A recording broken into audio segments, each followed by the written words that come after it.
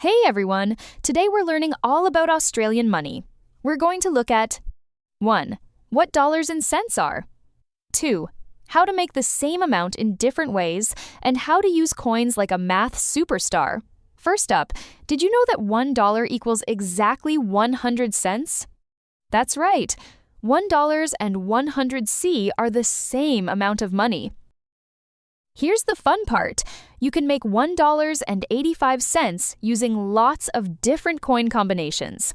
$1 plus 50 cents, plus 20 cents, plus 10 cents, plus 5 cents. That's $1.85 or 3 50-cent coins, plus 3 10-cent coins. Plus 1 5-cent coin is also $1.85. Same amount, totally different coins. How cool is that? Now you try it. Grab some coins at home and see how many ways you can make $1. Try it. Here's a maths trick. Think of your money like this box. The whole box is your total amount like $1.85. Each part is a coin or note that makes up that total. When you add all the blocks back together, you get the whole amount. Amazing work today.